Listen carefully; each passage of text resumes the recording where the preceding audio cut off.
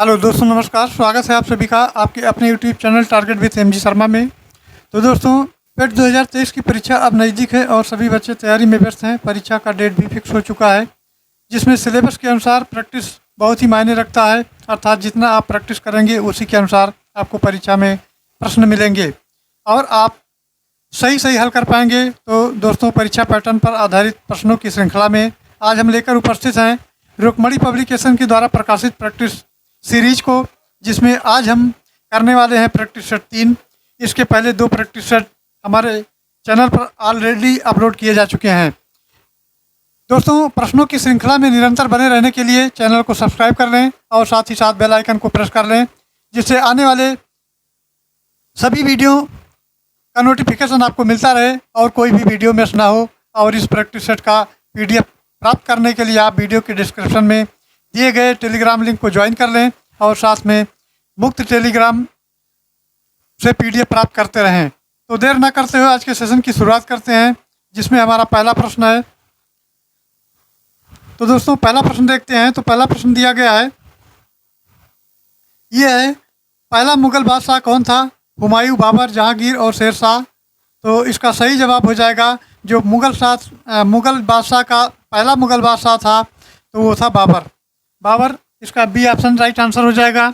दोस्तों, बाबर का वास्तविक नाम था जहीरुद्दीन मोहम्मद और बाबर का भारत के विरुद्ध जो किया गया प्रथम अभियान था वो दोस्तों 1519 में था। अर्थात बाबर का पहला अभियान 1519 ईस्वी में यूसुफजाई जनजाति के विरुद्ध था। और तुजुक ये बाबरी में भारत में सिंचाई की व्यवस्था के लिए नहरों का भी अभाव का उल्लेख मिलता है। बाबर ने शाहरुख नामक चांदी का सिक्का भी चलाया और बाबर ने सड़कों की माप के लिए गजे बाबरी का शुभारंभ किया। दोस्तों, अब चलते हैं नेक्स्ट क्वेश्चन पर। तो नेक्स्ट क्वेश्चन हमारा है, निम्नलिखित में से कौन सा वेद सबसे पुराना है? तो दोस्तों, ऋग्वेद सबसे पुराना है और ये जो है ऋचाओं पे आधारित है, अर्थात ऋचाओं में बद्ध है। दोस्तों, ऋग्वेद की बात की जाए तो इसमें कुल 10 मंडल हैं, कुल जो है 10 मंडल हैं।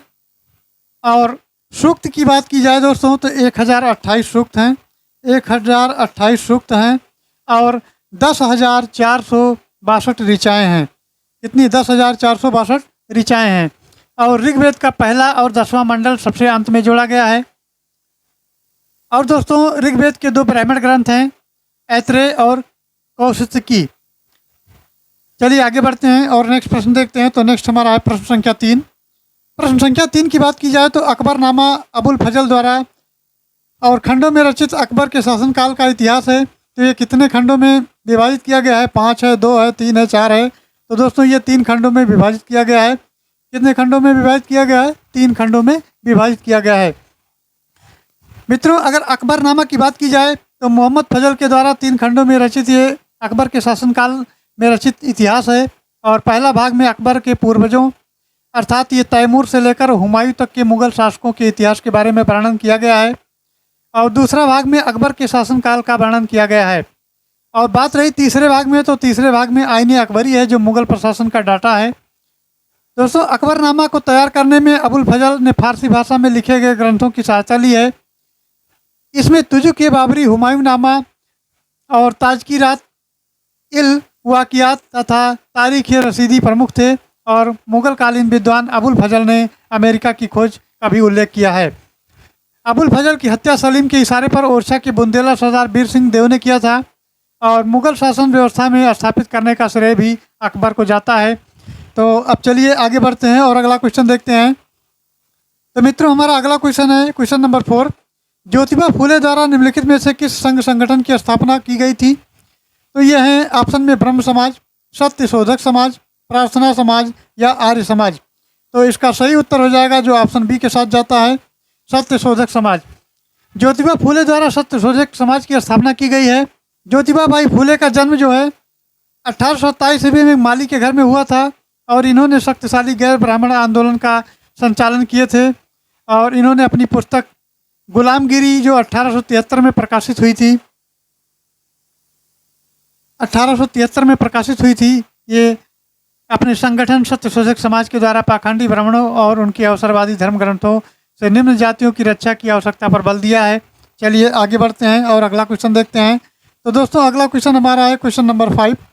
प्रागैतिहासिक काल में पहले युग में क्या कहा जाता था इसको? तो क्या नवपाषाण काल युग कहा जाता था, या धातु युग कहा जाता था, या ताम्र पाषाण युग कहा जाता था, या पूरा पाषाण युग कहा जाता था? तो दोस्तों अगर 5वें नंबर क्वेश्चन की बात की जाए तो इसको पूरा पाषाण काल कहा जाता था। और प्रागैतिहासिक काल ऐसा काल है जिसकी घटनाओं का कोई लिखित साक्ष्य नहीं है, और इस काल में इसको जो प्रागैतिहासिक काल के नाम से जाना जाता है। दोस्तों प्रागैतिहासिक काल को 3 भागों में बांटकर पढ़ा जाता है। तो पहला तो होता है पूरा पाषाण काल, पहला होता है पूरा पाषाण काल, और दूसरा होता है ये होता है मध्य पाषाण काल, और तीसरे पाषाण काल की बात की जाए तो तीसरा होता है नवपाषाण काल। नवपाषाण काल अब एक एक करके देख लेते हैं। तो पहला है पूरा पाषाण काल, और इस पाषाण काल में मनुष्य मुख्यतः आखेट था यानी शिकारी था। और मध्य पाषाण काल के अंतर्गत इस काल में सूक्ष्म औजारों के काल के नाम से भी इनको जाना जाता है। और रही बात नवपाषाण काल की, तो इस काल में मनुष्य के जीवन में अस्थायित्व आया था, और उत्तर पूरा पाषाण काल में आग का आविष्कार भी हुआ था। मित्रों 10,000 BC तक का जो काल था वो पूरा पाषाण काल कहलाता है। चलिए आगे बढ़ते हैं, अगला क्वेश्चन देखते हैं। तो अगला क्वेश्चन हमारा है 6 नंबर क्वेश्चन कहता है मार्च 1918 में महात्मा गांधी ने गुजरात के खेड़ा जिले के किसानों के लिए सत्याग्रह की शुरुआत की थी, और ये सत्याग्रह की मांग के लिए था। किसके लिए था? तो ऑप्शन देख लेते हैं। तो ये राजस्व वसूली में छूट के लिए था, या बेहतर गुणवत्ता वाले बीज के लिए था, या सिंचाई सुविधाओं में सुधार के लिए था, अथवा स्वास्थ्य केंद्र के लिए था? तो मित्रों ये राजस्व वसूली में छूट के लिए था। ये मार्च 1918 में महात्मा गांधी ने गुजरात के खेड़ा जिले में किसानों के लिए सत्याग्रह की शुरुआत की थी, और ये सत्याग्रह था जो राजस्व वसूली में छूट की मांग के लिए था। खेड़ा में फसल बर्बाद होने के बावजूद भी सरकार द्वारा मालगुजारी वसूल की जा रही थी, और किसानों द्वारा इसका विरोध किया गया तथा मालगुजारी माफ़ करने की भी मांग उठाई गई। तो सर्वेंट्स ऑफ इंडिया सोसाइटी के सदस्यों द्वारा विट्ठल भाई पटेल और गांधी जी ने पूरे मामले की पड़ताल की, और उसके बाद में निष्कर्ष निकाला कि किसानों की मांग जो है वो जायज़ है। तो ये रहा राजस्व वसूली, यानी पहला ऑप्शन हमारा सही होगा। चलिए आगे बढ़ते हैं और नेक्स्ट क्वेश्चन देखते हैं। तो नेक्स्ट है प्रश्न संख्या 7 नंबर क्वेश्चन की बात की जाए दोस्तों, तो भारत के उत्तरी मैदान की पूरी तरह से किस मिट्टी से निर्मित है? तो ये काली मिट्टी से निर्मित है, या जलोढ़ मिट्टी, या पीली मिट्टी, अथवा शुष्क मिट्टी से निर्मित है? तो मित्रों ये ऑप्शन बी जलोढ़ मिट्टी के साथ उत्तर इसका होगा। और भारत के उत्तरी मैदान जो पूरी तरह जलोढ़ मिट्टी से निर्मित हुए हैं, और इसके अतिरिक्त तटीय मैदान और प्रायद्वीप भारत की नदी जो है बेसिन और डेल्टाई भागों में मृदा पाई जाती है। जलोढ़ मिट्टी पोटाश में सर्वाधिक मात्रा में चुने हैं कि पर्याप्त मात्रा में पाई जाती हैं, और जब जो है सतलज यमुना का मैदान पंजाब हरियाणा का जो स्थान है, उत्तरी गंगा के मैदान में पुराना जलोढ़ मिट्टी भी पाया जाता है। हिमालय से निकलने वाली नदियों को सामान्यतः निम्नलिखित प्रकार के बांटे जाते हैं, तो जो कि 5 भागों में बांटे गए हैं। पहला है, दूसरा और तीसरा, चौथा और 5वां लिख लेते हैं इसको। तो पहला तो है भाबर, दूसरा है तराई, और तीसरा है बांगर, और चौथा है खादर, और 5वां है डेल्टाई। तो ये 5 प्रकार यानी 5 भागों में बांटे गए हैं। तो चलिए फिर नेक्स्ट देखते हैं। तो नेक्स्ट प्रश्न हमारा है प्रश्न संख्या 8। प्रश्न संख्या 8 की बात की जाए दोस्तों, तो नमक सत्याग्रह आंदोलन के लिए महात्मा गांधी ने लगभग कितनी दूरी तय की थी? तो वो दूरी जो तय की थी दोस्तों वो 241 मील की दूरी तय की थी। कितना की थी? 241 मील की दूरी महात्मा गांधी ने अपने अनुयायियों के साथ तय की थी। और नमक सत्याग्रह आंदोलन में सविनय अवज्ञा आंदोलन भी कहा जाता है इसको। 12 मार्च 1930 को, कब? 12 मार्च 1930 को गांधी जी अपने 78 सहयोगियों के साथ साबरमती आश्रम से दांडी तक की यात्रा किए थे, और दांडी यात्रा को 6 अप्रैल 1930 को 241 मील यानी अगर उसको किलोमीटर में मापा जाए तो 385 किलोमीटर होगा की यात्रा 24 दिन में पूरा की थी। और ये दांडी पहुंचकर गांधी जी ने एक मुट्ठी नमक उठाकर अंग्रेजों का नमक कानून तोड़ दिया था। चलिए आगे बढ़ते हैं और अगला क्वेश्चन देखते हैं। दोस्तों हमारा अगला क्वेश्चन है जो प्रश्न संख्या 9 है। 1774 में सर्वोच्च न्यायालय को किन शहरों में फोर्ट विलियम के शीर्ष न्यायालय के रूप में स्थापित किया गया था? क्या वो दिल्ली है, मुंबई है, शिमला है अथवा कलकत्ता है? तो इसका सही जवाब हो जाएगा वो कोलकाता हो जाएगा, यानी कलकत्ता, जो 1774 में सर्वोच्च न्यायालय शहर फोर्ट विलियम शीर्ष न्यायालय के रूप में स्थापित किया गया था। और दोस्तों रेगुलेटिंग एक्ट 1773 के अधीन और 1774 ईस्वी में भी सुप्रीम कोर्ट की स्थापना की गई थी। चलिए आगे बढ़ते हैं और अगला क्वेश्चन देखते हैं। तो अगला क्वेश्चन हमारा है 10 नंबर। 10 नंबर प्रश्न कहता है रॉलेट एक्ट भारत में कब लागू किया गया? तो मित्रों ये जो लागू किया गया तो 1919 में लागू किया गया और ये मार्च 1919 में लागू किया गया। उसके बाद राष्ट्रीय सुरक्षा एक्ट के अंतर्गत स्वतंत्रता का हनन हो रहा था। इस एक्ट का मुख्य उद्देश्य था राष्ट्रवाद को कठोरतापूर्वक दबाना। तो 13 अप्रैल 1919 को जलियांवाला बाग के संबंध में भी रॉलेट एक्ट से था। तो चलिए फिर आगे बढ़ते हैं। नेक्स्ट क्वेश्चन हमारा 11 नंबर क्वेश्चन की बात की जाए तो महेंद्रगिरी यहाँ भरना है कि दूसरी सबसे ऊंची चोटी कौन सी है? क्या पश्चिमी घाट है, हिमालय पर्वत की श्रृंखलाएं हैं या सतपुड़ा पर्वत श्रृंखला है अथवा पूर्वी घाट है? तो इसका सही उत्तर हो जाएगा वो ऑप्शन डी हो जाएगा, पूर्वी घाट। दोस्तों महेंद्रगिरी पर्वत की बात की जाए तो पूर्वी घाट में दूसरी सबसे ऊंची चोटी है और पूर्वी घाट प्रायद्वीपीय पठार के पूर्वी भाग में फैला हुआ है। इन्हें पूर्वार्ध श्रेणी के नाम से भी जाना जाता है और पूर्वी घाट प्राचीन मोड़दार पर्वत यानी बलित पर्वत का अवशिष्ट रूप है। चलिए फिर नेक्स्ट प्रश्न को देखते हैं। तो नेक्स्ट प्रश्न हमारा है प्रश्न संख्या 12। निर्वाचक नामावली को सामान्यतः क्या कहा जाता है? क्या क्रम सूची कहा जाता है, चुनाव गणना कहा जाता है, मतदाता सूची कहा जाता है या चुनाव सूची कहा जाता है? तो इसको जो कहा जाता है दोस्तों वो मतदाता सूची कहा जाता है, यानी अंग्रेजी में इसको वोटर लिस्ट के नाम से जाना जाता है। निर्वाचक नामावली सामान्यतः मतदाता सूची ही है और राष्ट्रीय मतदाता दिवस 25 जनवरी को मनाया जाता है। कब मनाया जाता है? ये 25 जनवरी को मनाया जाता है और इसमें 18 वर्ष की आयु के लोग प्रतिभाग करते हैं, यानी 18 वर्ष तक की आयु के जो लोग हैं इससे ऊपर के सभी मतदान देने के अधिकार प्राप्त होते हैं। संविधान के अनुच्छेद 326 के अनुसार, ये 326 के अनुसार जो संशोधन कर मतदान की न्यूनतम आयु 18 वर्ष कर दी गई है और ये 61वें संविधान संशोधन द्वारा जो 1989 में हुआ है। भारत में मत देने का अधिकार एक वैधानिक अधिकार है और दोस्तों जन प्रतिनिधित्व अधिनियम 1951 के तहत भारत में जन प्रतिनिधि चुनाव संबंधित नियमावली से है। तो चलिए फिर आगे बढ़ते हैं और अगला क्वेश्चन देखते हैं। अब अगले क्वेश्चन की बात की जाए दोस्तों तो निम्न में से कौन सी रबी की फसल नहीं है पूछा गया है? तो गेहूं है, चना है, मक्का है या जौ है? तो इसका सही उत्तर हो जाएगा वो हो जाएगा ऑप्शन सी मक्का। ऑप्शन सी मक्का इसका सही जवाब होगा। और दोस्तों मक्का जो है रबी की फसल नहीं है। तो जब रबी की फसल नहीं है तो किसकी फसल है? ये खरीफ की फसल है। तो मक्का किसकी फसल है? ये दोस्तों खरीफ की फसल है। और अब मक्का की खेती रबी फसल के रूप में भी किया जाता है और फसल की बुआई की अवधि के आधार पर इसको 3 भागों में बांटा जाता है। 3 भाग कौन कौन से देख लेते हैं। तो पहला है रबी फसल यानी रबी फसल है। दूसरा जो है हमारा वो है खरीफ फसल और तीसरा जो है दोस्तों वो जायद का फसल होता है। और जो नकदी फसल माना जाता है वो गन्ने को माना जाता है और नकदी फसल को व्यावसायिक फसल भी कहा जाता है।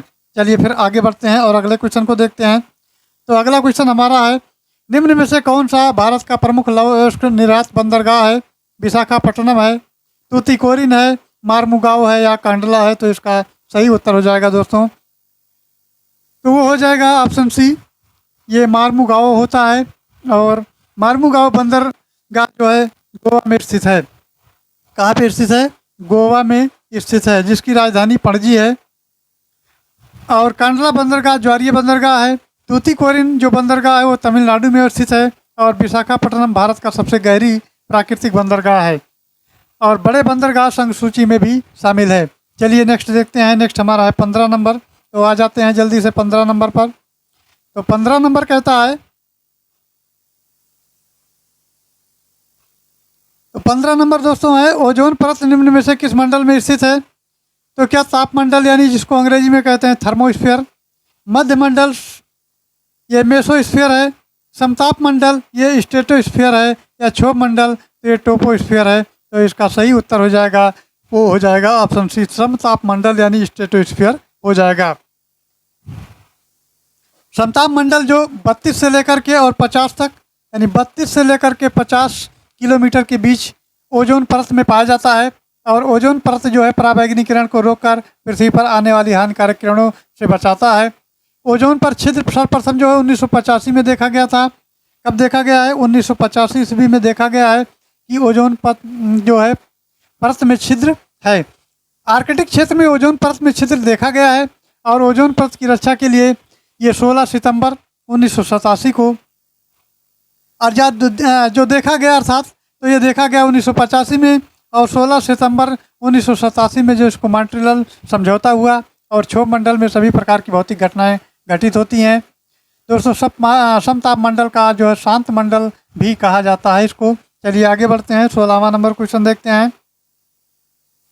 तो 16वां नंबर क्वेश्चन कहता है निम्नलिखित में से कौन सा सकल घरेलू उत्पाद शामिल होता है?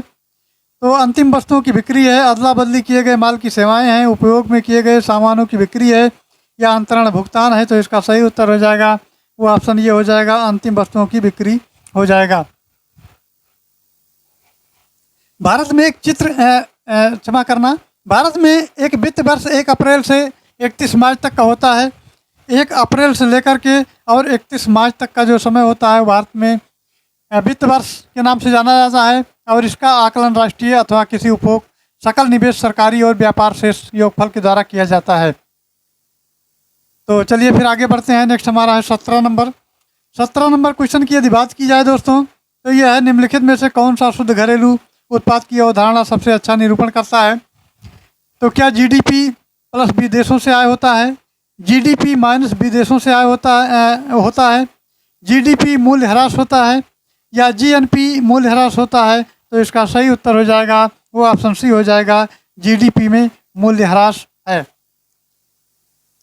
अर्थात मूल्य ह्रास जो है शुद्ध घरेलू उत्पाद की अवधारणा का सबसे अच्छा निरूपण करता है।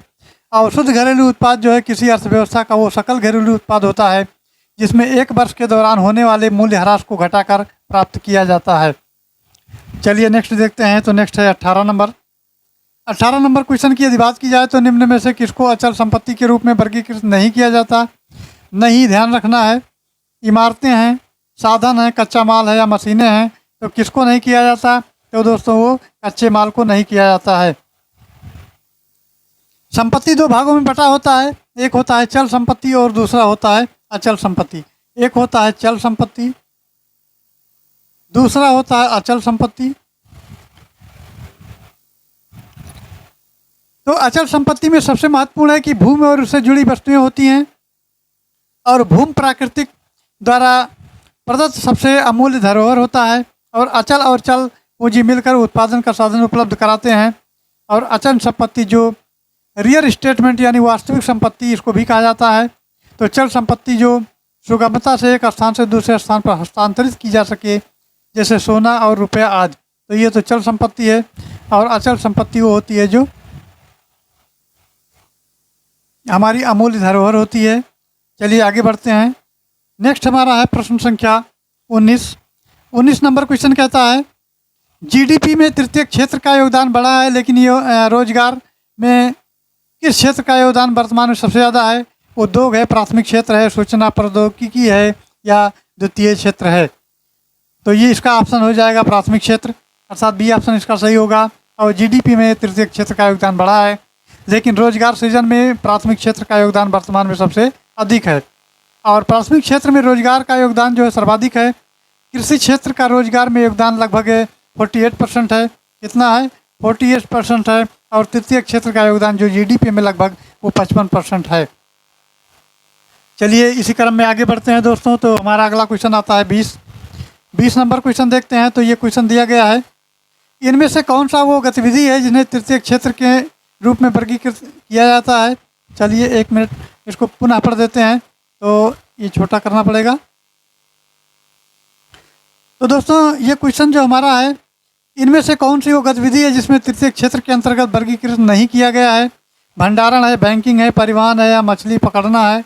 तो इसका सही उत्तर हो जाएगा दोस्तों वो ऑप्शन डी हो जाएगा, मछली पकड़ना, यानी कैचिंग फिश हो जाएगा, मछली पकड़ना हो जाएगा।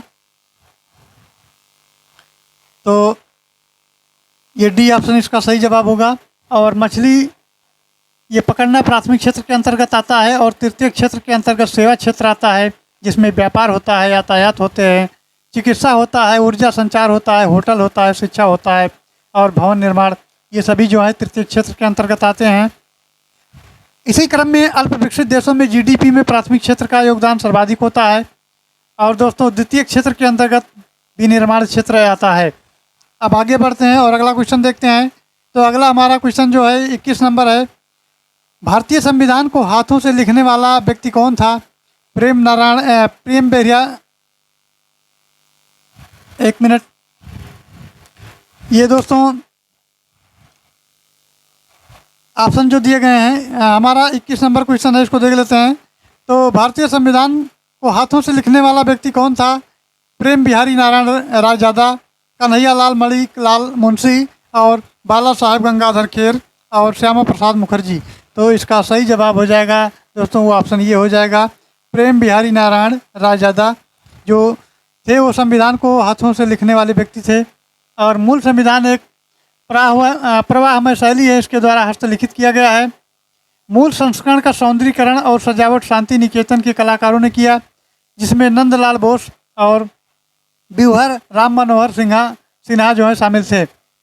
मूल प्रस्तावना को प्रेम बिहारी नारायण रायजादा द्वारा हस्तलिखित और व्यूहर राम मनोहर सिन्हा द्वारा ज्यामितीय सौंदर्यीकृत एवं अंकृत किया गया है। चलिए आगे बढ़ते हैं और नेक्स्ट क्वेश्चन देखते हैं। तो नेक्स्ट हमारा 22 नंबर। दोस्तों 22 नंबर क्वेश्चन की बात की जाए तो 103वां संवैधानिक संशोधन किसके संबंधित है? आर्थिक आरक्षण से है, महिला आरक्षण से है, शिक्षा का अधिकार है या शोषण के खिलाफ अधिकार है? तो इसका सही जवाब हो जाएगा दोस्तों, वो ऑप्शन ये हो जाएगा, आर्थिक आरक्षण हो जाएगा। अब 103वां संवैधानिक संशोधन जो है आर्थिक आरक्षण से संबंधित है। और ये 103वां जो संविधान संशोधन अधिनियम है 1912 के द्वारा अनुच्छेद 15 और 16 के तहत 2 मूल अधिकारों में बदलाव कर समाज के आर्थिक रूप से जो कमजोर वर्ग के लोग थे यानी EWS, इनकी उन्नति है। सार्वजनिक भर्ती प्रक्रिया में 10% का आरक्षण प्रदान किया गया है। और शिक्षा का अधिकार अधिनियम 2009 में पारित किया गया था।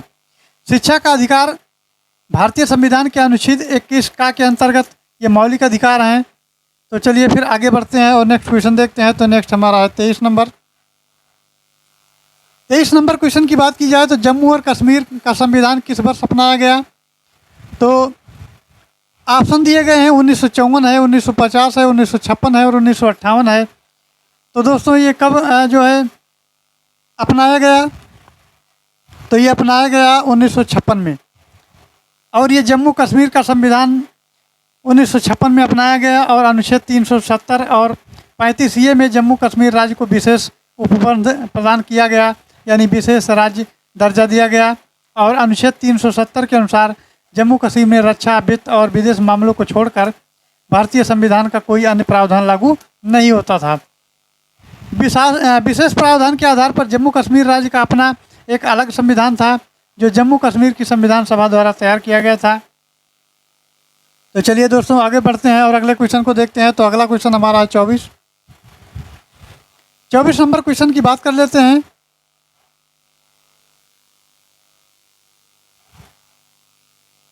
तो दोस्तों 24 नंबर क्वेश्चन है, भारत में स्वतंत्र और निष्पक्ष चुनाव कराने के लिए कौन सा स्वायत्त निकाय उत्तरदायी है? निर्वाचन आयोग है, निर्वाचन परिषद है, निर्वाचकीय मतपत्र है या निर्वाचकीय परिषद है? तो इसका सही उत्तर हो जाएगा, वो ऑप्शन ये हो जाएगा, निर्वाचन आयोग हो जाएगा। भारत में स्वतंत्र और निष्पक्ष चुनाव कराने का जो अधिकार प्राप्त है, यानी जो हमारा आयोग है वो है भारत निर्वाचन आयोग। और भारतीय संविधान के भाग जो है 15 के अनुच्छेद 324 से जो हमारा आर्टिकल है, यानी भाग जो है भाग ये 15 है और अनुच्छेद जो इसका आर्टिकल है वो 324 से लेकर के और 329 तक में इसका वर्णन किया गया है। और निर्वाचन आयोग की नियुक्ति राष्ट्रपति द्वारा 6 वर्ष अथवा 65 वर्षों के लिए की जाती है। तो चलिए फिर आगे बढ़ते हैं और नेक्स्ट क्वेश्चन को देखते हैं। तो नेक्स्ट हमारा है 25 नंबर क्वेश्चन।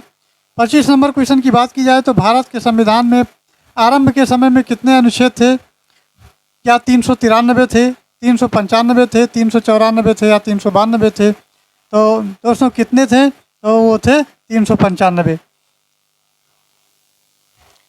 भारत के संविधान में प्रारंभ में 395 अनुच्छेद थे और मूल संविधान में जो अनुच्छेद 395 और भाग 22 और अनुसूची जो थी वो 8 थी। और वर्तमान समय की बात की जाए तो भारतीय संविधान में लगभग 470 हैं और अनुसूचियाँ 12 हैं और भाग भी उसका 25 है।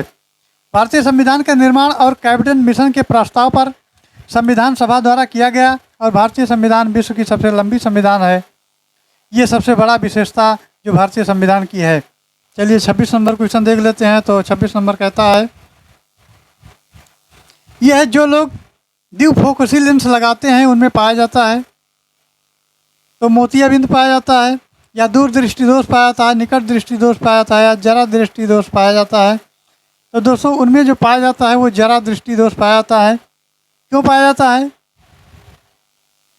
दूर दृष्टि दोष में व्यक्ति को निकट की वस्तु और दूर दृष्टि दोनों दोष के साथ होते हैं, अर्थात द्विफोकसी लेंस में ऊपरी भाग अवतल और नीचे के भाग अवतल लेंस की तरह कार्य करते हैं। दूर दृष्टि दोष जो है वस्तु का प्रतिबिंब रेटिना पर न बनकर उसके पीछे बनता है और दूर दृष्टि दोष में उत्तल लेंस का प्रयोग किया जाता है। इसका प्रयोग किया जाता है, उत्तल लेंस का प्रयोग किया जाता है। और निकट दृष्टि दोष में वस्तु का प्रतिबिंब रेटिना पर न बन करके उसके पीछे बनता है और निकट दृष्टि दोष में अवतल लेंस का प्रयोग किया जाता है। तो दोस्तों जो दूर दृष्टि दोष होता है उसमें अवतल होता है और उसमें उत्तल होता है और निकट दृष्टि दोष में अवतल लेंस का प्रयोग किया जाता है। तो ऐसे प्रकार के जो कंडीशन होते हैं, ये जो दोष पाए जाते हैं, इनको जरा दृष्टि दोष के नाम से जाना जाता है। चलिए आगे बढ़ते हैं और नेक्स्ट क्वेश्चन को देखते हैं। तो नेक्स्ट हमारा जो क्वेश्चन है वो है 27 नंबर। 27 नंबर क्वेश्चन कहता है कि न्यूजीलैंड के अष्टक नियम के अनुसार निम्नलिखित में से किसमें सोडियम के समान गुण होते हैं? तो बेरिलियम है, मैग्नीशियम है, पोटेशियम है या लिथियम है? तो इसका सही उत्तर हो जाएगा दोस्तों वो ऑप्शन डी हो जाएगा, लिथियम। न्यूजीलैंड के अष्टक नियम के अनुसार लिथियम में सोडियम के समान गुण होते हैं और सोडियम लिथियम के बाद 8वां तत्व है। इसी प्रकार बेरिलियम और मैग्नीशियम में अधिक समानता होती है। और दोस्तों लिथियम सबसे हल्का धात्विक तत्व है, ये सबसे प्रबल अपचायक भी होता है। चलिए नेक्स्ट देखते हैं। नेक्स्ट क्वेश्चन है हमारा 28 नंबर। अब 28 नंबर क्वेश्चन की बात की जाए तो ये 28 है। निम्नलिखित में से, एक मिनट इधर आते हैं। तो निम्नलिखित में से किस गैस का उपयोग बिजली के बल्बों में किया जाता है? हाइड्रोजन, हैलोजन, नाइट्रोजन या कार्बन डाइऑक्साइड? तो जो बिजली के बल्बों में प्रयोग किया जाने वाला जो गैस होता है दोस्तों वो नाइट्रोजन गैस होता है और इसमें आर्गन गैस भी भरा होता है। और प्रकृति में नाइट्रोजन के यौगिकों के निर्माण में विनाश का एक कर्म वक्र जो चक्र चलता रहता है, इसे नाइट्रोजन चक्र कहा जाता है। चलिए फिर आगे बढ़ते हैं और नेक्स्ट क्वेश्चन देखते हैं। तो नेक्स्ट क्वेश्चन हमारा है 29 नंबर। 29 नंबर क्वेश्चन कहता है निम्नलिखित में से कौन एक पत्ती का भाग है? पिस्टल है, स्टर्न है या पेटियोल है या सैंपल है? तो ये सी ऑप्शन इसका हो जाएगा, पेटियोल। पेटियोल एक पत्ती का भाग है और तने और शाखाओं के पूर्व संधियों से निकलने वाले पार्श्व ये असमान भाग में पत्ती होते हैं और हरित लौक की उपस्थिति के कारण पत्ती का रंग हरा होता है। अधिकांश पत्तियों में एक लंबा डंठल होता है जिसे पत्रवृंत यानी पेटियोल कहते हैं। चलिए इसी क्रम में आगे बढ़ते हैं दोस्तों। तो नेक्स्ट क्वेश्चन आता है हमारा 30 नंबर। तो 30 नंबर इसको बना लेते हैं। निम्नलिखित में से कौन सा रोग लीशमैया प्रजाति में प्रोटोजोआ परजीवी के कारण होता है? चिकनगुनिया है, काला जार है, पोलियो है या मलेरिया है? तो इसका उत्तर हो जाएगा काला जार, यानी बी ऑप्शन हो जाएगा। दोस्तों काला जार रोग लीशमैनिया प्रजाति के प्रोटोजोआ परजीवी के कारण होता है और काला जार रोग जो है रोग जो है इसमें परजीवी वाहक बालू मक्खी है और इसमें रोगी को तेज बुखार आता है, ये इसके लक्षण होते हैं। पोलियो रोग निसंधि विषाणु के कारण होता है और मलेरिया रोग प्लाज्मोडियम नामक परजीवी प्रोटोजोआ से होता है। और चिकनगुनिया की बात की जाए तो ये वायरस मच्छर के काटने से मनुष्यों में संक्रमित करता है और संक्रमित हो जाता है। चलिए आगे बढ़ते हैं। अब कुछ प्रश्न दोस्तों दिए गए हैं जो कि न्यूमेरिकल से संबंधित दिए गए हैं, तो इनको भी लगा लेते हैं। तो दोस्तों ये क्वेश्चन देख लेते हैं। संख्या 7, 9 में 8 और 4 के स्थानीय मानों का अंतर ज्ञात कीजिए। तो दोस्तों सबसे पहले तो ये अंक लिख लेते हैं 6, 8, 3, 4, 7 और 9। तो इसमें बताना है 8 और 4 का। तो सबसे पहले 4 का लेते हैं, तो 4 गुणे 100 हो जाएगा, बराबर हो जाएगा 400। इसी प्रकार 8 का ले लेते हैं, तो ये हो जाएगा 8 गुणे इकाई, दहाई, सैकड़ा, हज़ार, 10,000, तो 10,000 हो जाएगा। ये 10,000 हो जाएगा, तो कुल मिला के ये हो जाएगा 80,000। ये 80,000 हो जाएगा। इसमें क्या करते हैं, अंतर लेना है, तो अंतर ले लेते हैं। तो 8,000 में से अगर हम, यानी 80,000 में से अगर 400 माइनस कर देते हैं तो ये संख्या मिल जाएगी। तो ये 0, 0, ये 10, यानी ये हो गया 10 में से 4 गए तो 5 हो गया, और ये हो गया 9, और ये हो गया 7, यानी 79,600 हो जाएगा। तो ये दिया गया है ऑप्शन सी में, तो ऑप्शन सी इसका सही उत्तर हो जाएगा। चलिए फिर अगले क्वेश्चन को देखते हैं। तो अगला क्वेश्चन हमारा है 32 नंबर। इसमें दिया है 3 संख्याओं का औसत 30 है। पहली संख्या दूसरी संख्या की 2/3 गुनी है, और दूसरी संख्या तीसरी संख्या की 3/4 है। तो पहली संख्या ज्ञात करें। तो दोस्तों इसको चलिए ज्ञात कर लेते हैं। तो मान लेते हैं कि माना पहली संख्या जो है वो दोस्तों है x, क्या है, x है। उसके बाद दूसरी संख्या मानते हैं, तो दूसरी संख्या जो है वो हो जाती है 2/3 गुनी है, तो 2/3 हो जाएगा, यानी 2/3 x हो जाएगा। फिर तीसरी संख्या लेते हैं। तीसरी संख्या हो जाएगी दोस्तों 4/3 गुणे हो जाएगी दूसरी संख्या। तो ये हल कर लेते हैं, तो 4/3 गुणे 3/2 और x लेते हैं। तो 3 से 3 कट गया, 2 से 2 दूनी 4, यानी कुल मिला के आ गया 2x। तो हमारी तीसरी संख्या क्या निकल गई, तीसरी संख्या निकल गई 2x। अब प्रश्न के हिसाब से देख लेते हैं। तो पहली संख्या यानी x + 3/2x, x + 3/2x + 2x बराबर हो जाएगा 30 गुणे 3, ये हो जाएगा। अब इसको हल कर लेते हैं। तो ये इधर का तो हो जाएगा 30 × 90, ये हो जाएगा 30 × 90, और ये हो जाएगा 2x + 3x + 4x बटा 2 हो जाएगा। अब इसको इधर ले आते हैं, तो 2 कर देंगे, तो ये हो जाएगा 9 दूनी 18, यानी 180 हो जाएगा। और इधर 2, 3, 5, 5, 4, 9x हो जाएगा। तो x बराबर अगर करेंगे 180 बटा 9, तो 9 का 9 दूनी 18, यानी जो x का मान आ जाएगा वो 20 आ जाएगा। x का मान आ जाएगा 20, और ऑप्शन हमारा जो डी दिया गया है दोस्तों, ये दिया गया है 20। तो 20 इसका डी ऑप्शन सही उत्तर हो जाएगा।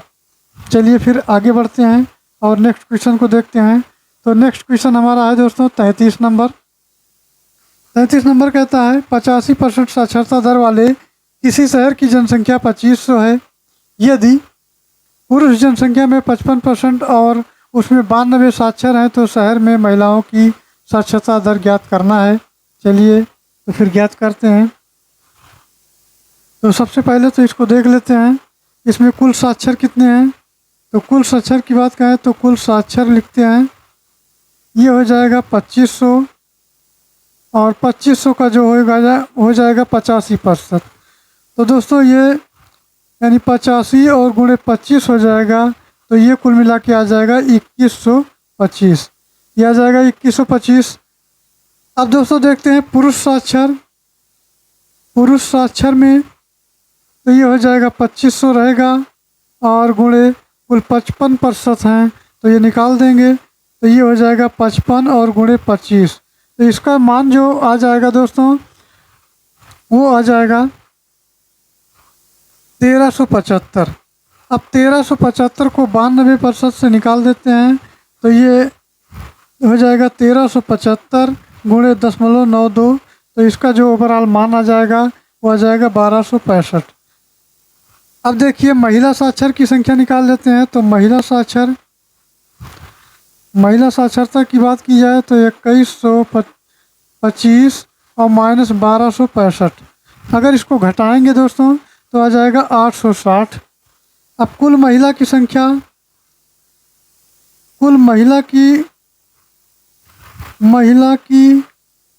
संख्या देखते हैं तो ये हो जाएगा 2500 गुणे 45/100। ये 2 से 0 कट गया तो 25 गुणे 45 तो ये जाएगा 1125। कुल आ जाएगा 1125। अब इसमें 1125 आ गया तो महिला साक्षरता की बात अगर की जाए तो महिला साक्षरता की बात करते हैं दोस्तों। महिला साक्षरता की बात अगर की जाए तो ये हो जाएगा 860 जो कि आया था अभी, और बटा 1125 गुणे 100। इसको काट लेते हैं तो ये कुल मिलाए हो जाएगा 860 बटा 1125 गुणे 100।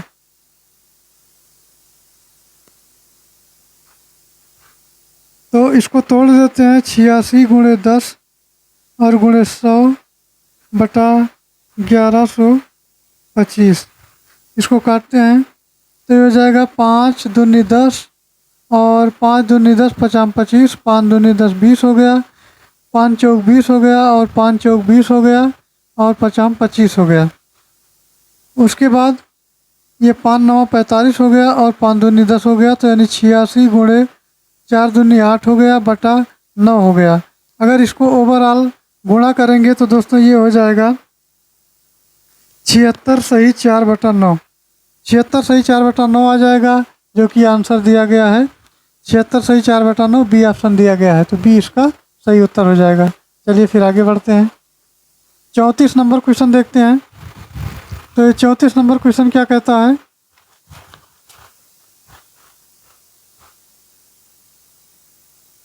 दोस्तों ये 34 नंबर क्वेश्चन दिया गया है, ये अंडर रूट में दिया है 12 plus under root 12 plus under root 12 plus dot dot दिया गया है। तो इसके जो गुणनखंड 4 बनेंगे और 3 बनेंगे। 4 और 3 जब ये बनेंगे तो गुणनखंड में जो बड़ा होता है वो धनात्मक होता है, जो छोटा होता है वो ऋणात्मक होता है। तो यहाँ जो बड़ा होगा, बड़ा ये धनात्मक होगा और छोटा जो होगा, छोटा होगा ऋणात्मक। तो बड़ा इसका मान 4 आ रहा है, तो 4 इसका उत्तर हो जाएगा जो कि ऑप्शन ए में दिया गया है। चलिए फिर अगला देखते हैं 35 नंबर। 35 नंबर हल कर लेते हैं दोस्तों। तो 35 नंबर सरल करना कहता है। तो सबसे पहले तो इसको लिखेंगे 222 माइनस 1/3, ये गुणे हो जाएगा, ये मझला ब्रैकेट है 42 प्लस 56 माइनस, अब ये जोड़ देंगे क्योंकि बार में दिया गया है, तो 9 8 हो जाएगा 17 और इसको बंद कर देंगे प्लस 108 हो जाएगा। ये हो जाएगा 222 माइनस 1/3, ये ब्रैकेट बड़ा वाला लगा देंगे, गुणे ये मझला ब्रैकेट है 42 प्लस इधर घटा लेंगे तो ये 16 में से 7 निकलेगा तो 9 हो जाएगा और ये 4 में से 3 आ जाएगा, कुल मिला के आ जाएगा 39। ये ब्रैकेट बंद कर देते हैं और ये भी ब्रैकेट बंद कर देते हैं, प्लस 108 हो जाएगा। अब चलिए और आगे बढ़ते हैं। तो ये 222 हो जाएगा माइनस 1/3 हो जाएगा, गुणे हो जाएगा, ये इसको जोड़ेंगे तो 9 2 11 हो गया, 9 और 2 11 हो गया और 4 3 7 1 8 हो गया, कुल मिला के 81 हो गया ये, और प्लस 108 हो जाएगा, 81 और प्लस 108। अब यहाँ देखते हैं 1/3, ये 222 लिखेंगे। अब चलिए देखते हैं, तो ये माइनस हो गया और 81 हो गया, गुणे 81 और प्लस 1/108 हो जाएगा। 3 1 नम 3, 3 दूनी 6 और 3 7 21, कुल मिला के 27 हो गया। तो ये 222 हो गया दोस्तों। माइनस 1/3 बचा नहीं है, ये कट गया, तो 27 प्लस 108 हो जाएगा। इसको जब जोड़ लेंगे तो 8 और 7 15 हो जाएगा, 1 हो जाएगा, 2 1 3 हो जाएगा और 1 हो जाएगा, कुल मिला के हो जाएगा 135। अब 222 माइनस 135 घटा देंगे, तो यहाँ घटा लीजिए 222 135, तो 12 में से 5 निकला 7 और ये 11 में से 8 हो गया और कुल मिला के बचा हमारा 87। कितना बचा? 87। अब 87 हमारा आंसर आ जाएगा। तो 87 दोस्तों दिया गया है, ऑप्शन ए में दिया गया है। यहाँ आते हैं, ऑप्शन ए इसका सही उत्तर हो जाएगा। तो चलिए दोस्तों अगला क्वेश्चन देखते हैं। 36 नंबर, दिए गए शब्द के समानार्थी शब्द का चयन करें। घोड़ा दिया गया है तो इसका समानार्थी हो जाएगा है। घोड़ा का हो जाएगा, ये हो जाएगा है। इसके अन्य समानार्थी शब्द भी हैं। इसमें तुरंग है, क्या क्या है इसमें? तुरंग है, घोटक है और तुरंगम है, वाजी है और सैंधव है। ये इतने प्रकार के समानार्थी हैं। चलिए फिर आगे बढ़ते हैं। नेक्स्ट क्वेश्चन है 37 नंबर। 37 नंबर क्वेश्चन कहता है खून सफ़ेद हो जाना मुहावरे का सही अर्थ क्या है? तो आश्चर्यचकित होना, घृणा करना या अत्याचार करना या दया न करना। तो इसका मित्रों सही जवाब हो जाएगा वो ऑप्शन डी हो जाएगा, दया न करना। खून सफ़ेद हो जाना मुहावरे का जो सही है, उत्साह में कमी आना या बहुत डर लगना, करुणा लगाव की कमी आना या मोह माया समाप्त हो जाना। तो ये इसके इतने अर्थ निकलते हैं। अर्थात जो ऑप्शन के अनुसार दिया गया है दया न रह जाना, ये होता है। नेक्स्ट देखते हैं 38 नंबर। 38 नंबर क्वेश्चन है परिचारक का पर्यायवाची शब्द है। तो सेवक है, चालक है, वाहक है या धावक है। तो परिचारक का जो अपर्यायवाची होता है, यानी पर्यायवाची होता है, ये गलत है। हाँ, एक मिनट। परिचायक का जो पर्यायवाची शब्द है दोस्तों वो है सेवक। सेवक होता है। और अन्य पर्यायवाची भी इसके हैं, तो वो परिचर हैं। क्या है? परिचर। और नौकर भी होता है, नौकर। चाकर भी होता है, नौकर के साथ चाकर बोला जाता है। और अनुचर भी होता है। तो ये इतने जो है इसके पर्यायवाची शब्द होते हैं। चलिए देखते हैं 39 नंबर। 39 नंबर क्वेश्चन दिया गया है सही वर्तनी का जो है चयन करना है। सही वर्तनी का चयन करना है। पारलौकिक है, परलौकिक है, परलौकिक है या पारलौकिक है। तो मित्रों इसका सही जवाब हो जाएगा ऑप्शन के अनुसार ऑप्शन ये, अर्थात ये पारलौकिक हो जाएगा जो शुद्ध रूप है। बाकी सभी अशुद्ध हैं, अशुद्ध है। ये ऑप्शन ये सही होगा। और पारलौकिक का जो अर्थ होता है वो परलोक से संबंधित होता है। चलिए फिर आगे बढ़ते हैं। तो नेक्स्ट क्वेश्चन हमारा होता है इंग्लिश का पोर्शन, जो कि कुल 5 प्रश्नों के साथ है। तो इसमें 40 नंबर क्वेश्चन पहले देख लेते हैं। तो 40 नंबर क्वेश्चन दिया गया है दिए गए शब्द का विलोम चुने। परलोक है तो स्वर्गलोक, एलोक, इंद्रलोक या चंद्रलोक। तो मित्रों इसका सही जवाब हो जाएगा जो परलोक का होता है एलोक होता है, अर्थात बी इसका सही उत्तर होगा। चलिए अब आते हैं इंग्लिश पोर्शन पर। तो सबसे पहले तो इसको पढ़ लेते हैं, जिसमें जो पैसेज दिया गया है ये है रीड द क्वेश्चंस, यानी read the given passage and answer question that follow. इसी में से जो है आंसर हमको देने हैं। तो happiness is the primary goal of the human expanse philosophers have wrestled with the concept of happiness. Legislators create a law of the support citizens' right to the purpose of happiness. Television, radio, and print advertise assure consumers that various products will guarantee of happiness clearly. Everyone from the writers of philosophers to the legislators and the average person on the street think a great deal about happiness. What makes the happiness so important to human existence? चलिए आगे बढ़ते हैं।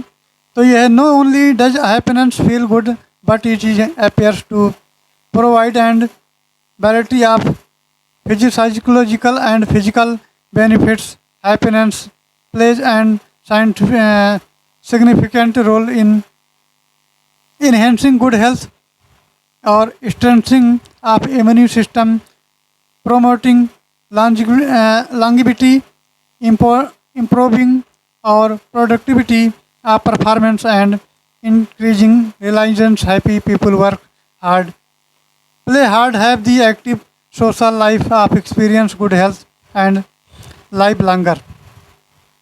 ये बड़ा सा passage दिया गया है। तो however good of news abounds in the study of happiness Fortunately, humans in extends happiness from the wide range of the externally from the traveling and exploit destination of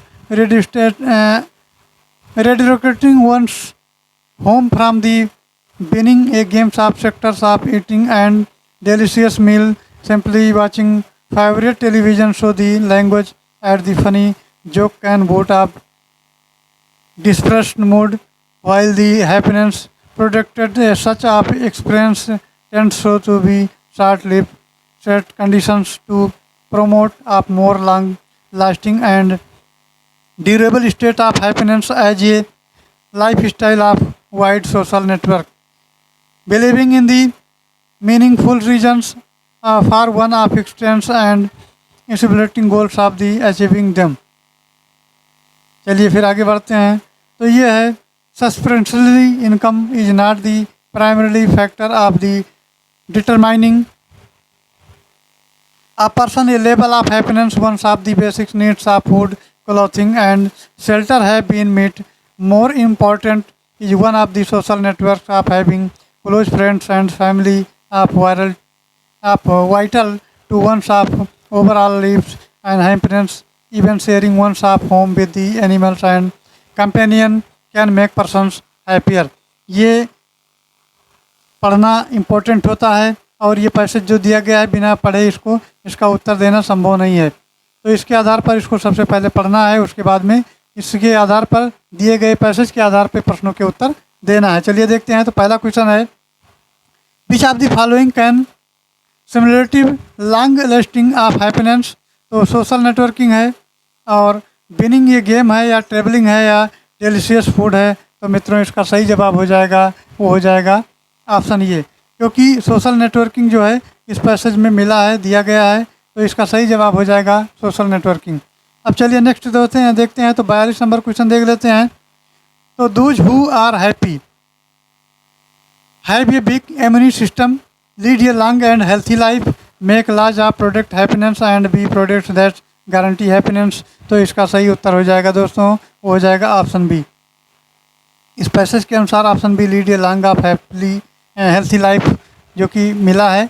और चलिए आगे बढ़ते हैं। नेक्स्ट हमारा 43 नंबर क्वेश्चन कहता है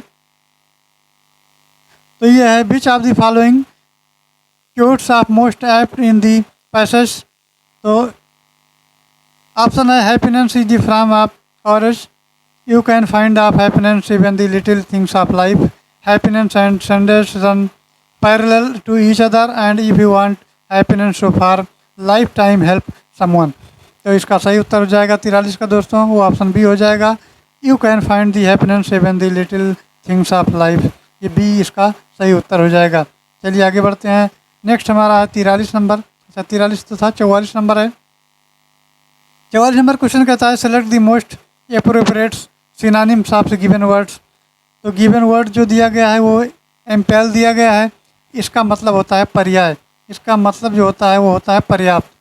क्या होता है? पर्याप्त। तो इसके सिनोनिम्स हमको देखने हैं। तो कहते हैं, लोग कहते हैं कि पर्याप्त है, तो पर्याप्त की अंग्रेजी जब ये हो गई तो कहते हैं ये सफिशिएंट है। तो सफिशिएंट इसका सही जवाब होगा जो कि ऑप्शन ये में दिया गया है। तो सफिशिएंट मतलब पर्याप्त है या एम्पल मतलब भी पर्याप्त होता है।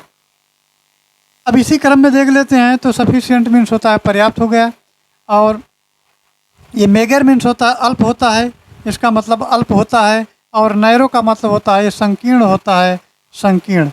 और ये शॉर्ट होता है तो ये छोटा होता है। तो जब छोटा नहीं होगा, संकीर्ण नहीं होगा, तो ये सफिशिएंट होगा, पर्याप्त, जो कि ऑप्शन ये सही होगा। चलिए नेक्स्ट देखते हैं 45 नंबर क्वेश्चन। तो इसमें दिया है select the most appropriate word of given group of the words. अब इसमें ग्रुप ऑफ वर्ड में चुनना है। तो ये मेक बेटर, ये मेक बेटर दिया गया है। तो मेक बेटर मीन्स होता है अच्छा करना या उन्नति करना, अच्छा करना या उन्नति करना। इसकी हिंदी होती है तो टू इम्प्रूव, यानी इम्प्रूव करना। तो दोस्तों इम्प्रूव अच्छा करना यानी इम्प्रूव करना। तो इसका सही जवाब हो जाएगा इम्प्रूव, जो कि ऑप्शन डी ए में दिया गया है। चलिए फिर आगे बढ़ते हैं। नेक्स्ट हमारा है 46 नंबर। तो 46 नंबर क्वेश्चन पर चलते हैं। दोस्तों 46 नंबर क्वेश्चन दिया गया है, दिए गए विकल्पों में से संबंधित शब्द का एक उच्चारण करना है। तो ये अल्जाइमर है, अल्जाइमर का संबंध मस्तिष्क से है, तो मोतियाबिंद का ये जो ऑप्शन दिए गए हैं मोतियाबिंद का आँख से है। खुजली नाक का है, गुर्दे जिगर है, मधुमेह कान है, तो इसका सही उत्तर हो जाएगा जब अल्जाइमर का संबंध मस्तिष्क से है दोस्तों, अर्थात ये मस्तिष्क संबंधी एक बीमारी है। तो ठीक उसी प्रकार जो मोतियाबिंद है, मोतियाबिंद वो आँख के संबंधित बीमारी है, मोतियाबिंद, तो ये हो जाएगा आँख, अर्थात ऑप्शन ये इसका सही उत्तर हो जाएगा। तो अल्जाइमर है मस्तिष्क की बीमारी और मोतियाबिंद है आँख की बीमारी। चलिए आगे बढ़ते हैं, नेक्स्ट क्वेश्चन है 47। तो 47 नंबर क्वेश्चन दोस्तों देख लेते हैं। यदि किसी निश्चित कोड में रोहित को ये लिखा जाता है अर्थात TQJKB लिखा जाता है, तो उसी कोड को कंट्री क्या लिखा जाएगा? तो इस सवाल का पहले देख लेते हैं। ये लिखा है रोहित, अर्थात रोहित लिखा है HIT। रोहित को हम लिखते हैं, क्या लिखते हैं? T लिखते हैं और Q लिखते हैं, उसके बाद J लिखते हैं, K लिखते हैं और B लिखते हैं, ये इतना लिखते हैं। तो दोस्तों R का मान होता है 18 और T का मान होता है 20, O का मान होता है 15, Q का मान होता है 17, H का मान होता है 8 और J का मान होता है 10, I का मान होता है 9 और K का मान होता है 11। इसी प्रकार T का मान होता है 20 और B का होता है 22, जो कि ये पहले वीडियो में हमारे द्वारा बताया गया है। तो इसमें कोड हैं, वर्ग हैं, वर्गमूल हैं, सारी चीज़ें अपलोड की जा चुकी हैं, आप देख सकते हैं। तो इसमें जो है देखने से पता चलता है कि सब में 2-2 का इंक्रीज हो रहा है। तो 2-2 का जब इंक्रीज हो रहा है तो ये हमारा TQJKB बनता है। तो इसी प्रकार हम देख लेते हैं कि 2-2 का जो हम इंक्रीज करके क्या बना सकते हैं। तो सबसे पहले हम लिखेंगे, इसको क्या लिखेंगे? COUN और TRY। अब 2-2 का इसमें बढ़ाते हैं तो C का होता है 3 होता है, तो 5 किसका होगा? E का हो जाएगा। इसमें इसी प्रकार O का 15 होता है तो Q का 17 होता है। U का जो होता है 21 होता है, तो 21 जब हो जाएगा तो 21 2 23 अर्थात W हो जाएगा। इसी प्रकार N का होता है 14, तो 14 का 16 हो जाए, N का होता है, N का 14 होता है तो 14 का हो जाएगा 16। सॉरी M 13 होता है तो 2 का 15 यानी 2 15 होगा। N का होता है 13 तो 15 हो जाएगा, और 15 होता है O का, यहाँ कहीं मिस्टेक हो रहा है।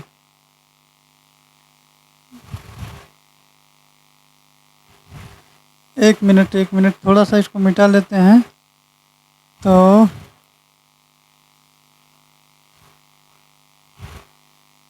दोस्तों N का जो मान होता है वो होता है 14, 14 का होता है 16, तो O का 15 होता है तो 16 का होता है P, 16 का P हो गया। और T का होता है 20, तो B का हो जाएगा 22, और R का होता है 18 तो हो जाएगा 20 अर्थात T हो जाएगा। और Y का होता है 25 तो A का हो जाएगा। ये इसके जो है आ गए मान। तो EQWP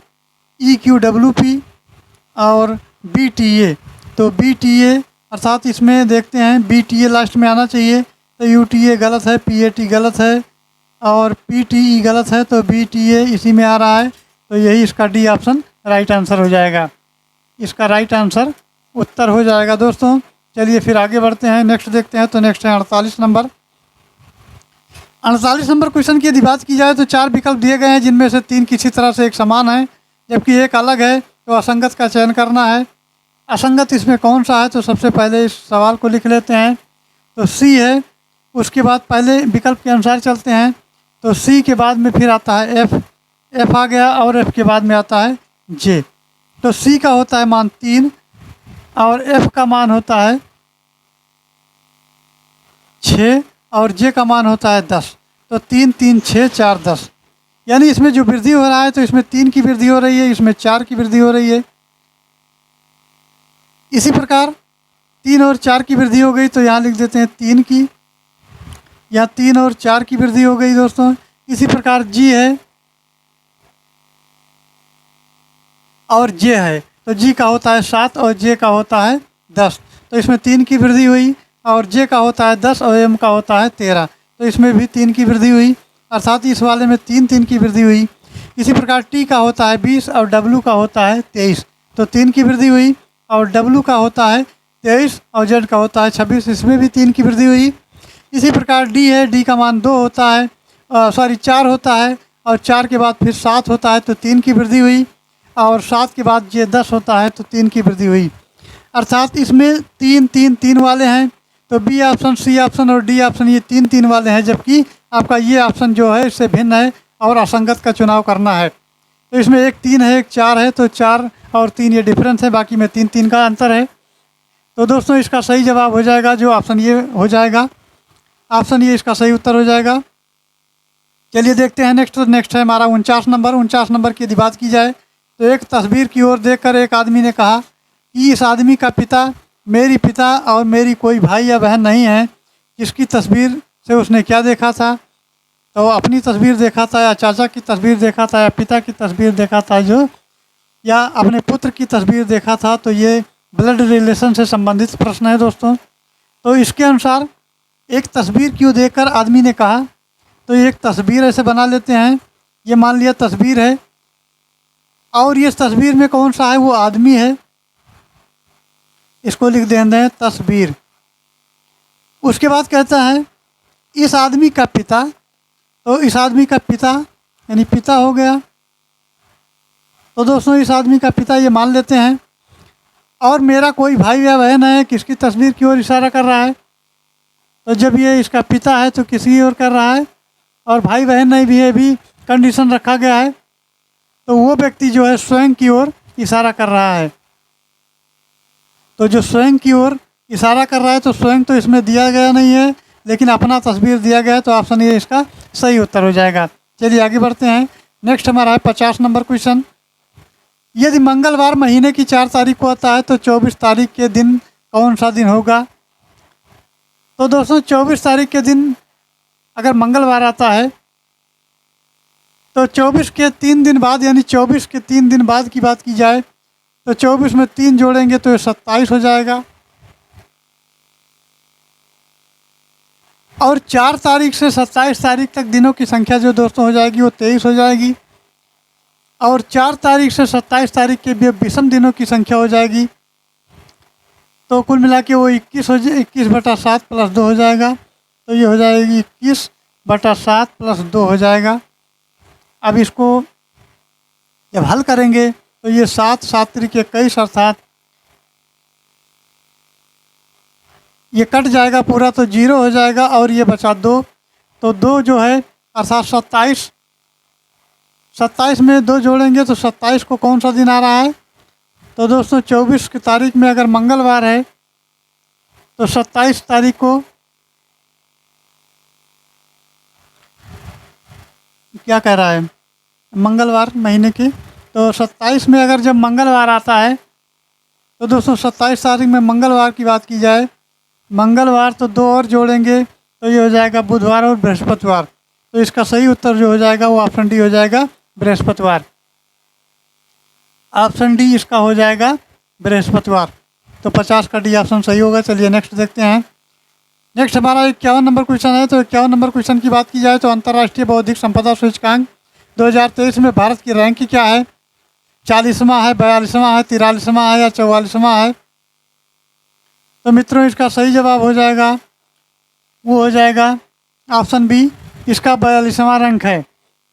इसका कौन सा रैंक है? 42वां रैंक जो है, और इस सूचकांक में प्रथम स्थान अमेरिका को प्राप्त हुआ है। चलिए आगे बढ़ते हैं। नेक्स्ट क्वेश्चन हमारा आता है वो 52 नंबर है। 52 नंबर देख लेते हैं। तो मित्रों यदि 52 नंबर की बात की जाए तो कौन सा राज्य वैश्विक उत्तरदायी पर्यटन शिखर सम्मेलन 2023 का मेजबान है? केरल है, गुजरात है, उत्तर प्रदेश है, छत्तीसगढ़ है? तो इसका सही उत्तर हो जाएगा वो ऑप्शन केरल हो जाएगा। ऑप्शन ये केरल हो जाएगा, और केरल राज्य वैश्विक उत्तरदायी पर्यटन शिखर सम्मेलन 2023 का मेजबान है। केरल ने राज्य के पर्यटन क्षेत्र में महिलाओं के अनुकूल गतिविधियों को बढ़ावा देने के लिए संयुक्त राष्ट्र महिला संगठन के साथ समझौता किया है। और चलिए फिर आगे बढ़ते हैं। तो नेक्स्ट क्वेश्चन देखते हैं। नेक्स्ट क्वेश्चन हमारा है 53।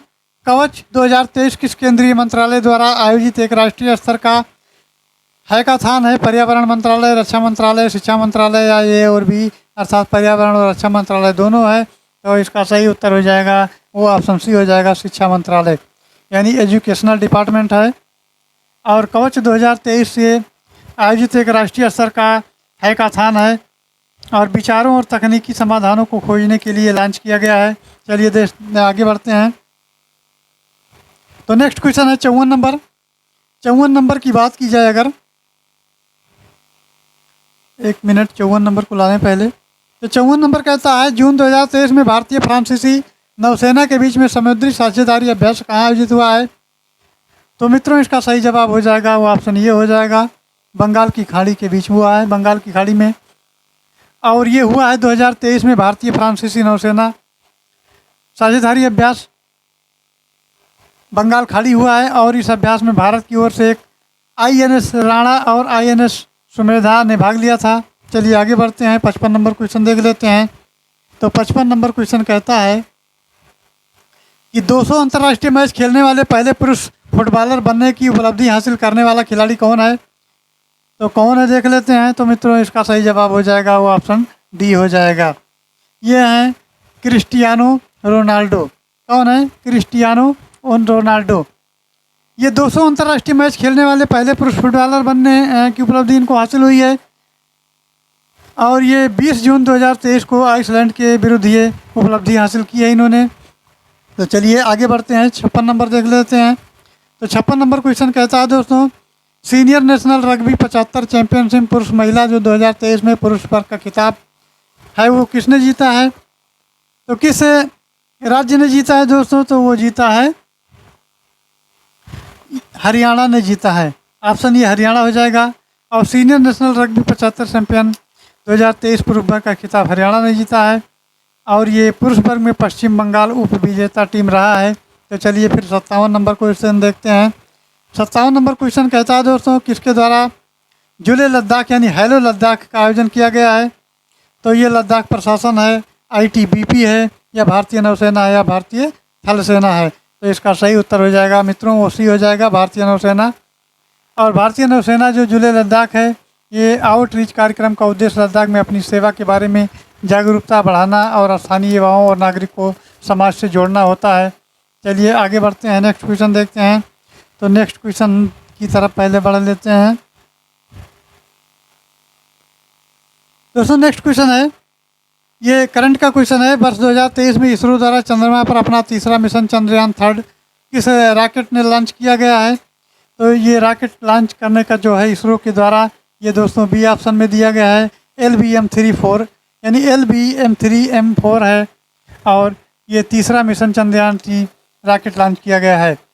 चंद्रयान 3 को यानी चंद्रयान 3 को श्रीहरिकोटा के सतीश धवन अंतरिक्ष केंद्र से लॉन्च किया गया है। और चंद्रयान 3 के लैंडर का नाम है विक्रम तथा रोवर का नाम है प्रज्ञान। लैंडर का क्या नाम है? विक्रम। और रोवर का नाम है प्रज्ञान। और इस मिशन का जो थीम है वो साइंस ऑफ दी मून है। क्या है? थीम बहुत ही इम्पोर्टेंट होता है। तो इसका थीम जो है वो साइंस ऑफ दी मून है, साइंस ऑफ दी मून इसका थीम है। चलिए आगे बढ़ते हैं, नेक्स्ट क्वेश्चन देखते हैं। 59 नंबर। 59 नंबर की बात की जाए तो अंत्योदय परिवारों को सामाजिक वित्तीय सुरक्षा प्रदान करने के उद्देश्य से दयालु योजना किस राज्य से संचालित की गई है? तो मित्रों वो दयालु योजना जो की गई है वो हरियाणा से की गई है। और ये अंत्योदय परिवार में सामाजिक वित्तीय सुरक्षा प्रदान करने का उद्देश्य है। इस योजना के तहत 1,80,000 रुपये तक आय वाले परिवार के सदस्यों की मृत्यु या 70% से अधिक दिव्यांग होने की आर्थिक सहायता प्रदान करने का प्रावधान किया गया है इसमें। चलिए नेक्स्ट देखते हैं 60 नंबर क्वेश्चन। तो मित्रों ये 60 नंबर क्वेश्चन है। जून 2023 में जर्मन बुक ट्रेंड की शांति पुरस्कार हेतु किसे चुना गया है? मोहम्मद यूनुस को चुना गया है, सलमान रुश्दी को चुना गया है, अमृता सेन को चुना गया है, या कैलाश सत्यार्थी को चुना गया है? तो चुना किसको गया है? वो सलमान रुश्दी को चुना गया है। ये पुरस्कार वर्ष 1950 में स्थापित हुआ है और इसके तहत 2500 यूरो की पुरस्कार राशि दी जाती है। तो चलिए दोस्तों आगे बढ़ते हैं 61 नंबर क्वेश्चन की तरफ। राज्यसभा का सभापति कौन होता है? भारत के मुख्य न्यायाधीश होते हैं, भारत के राष्ट्रपति होते हैं, भारत के उपराष्ट्रपति होते हैं, या भारत के गवर्नर जनरल होते हैं? भारत के गवर्नर होते हैं। तो ये सही जवाब हो जाएगा, ऑप्शन सी हो जाएगा, वो भारत के उपराष्ट्रपति होते हैं। भारत का उपराष्ट्रपति अमेरिका की भांति राज्यसभा का पदेन सभापति होता है, जो कि अनुच्छेद 89 में दर्शाया गया है।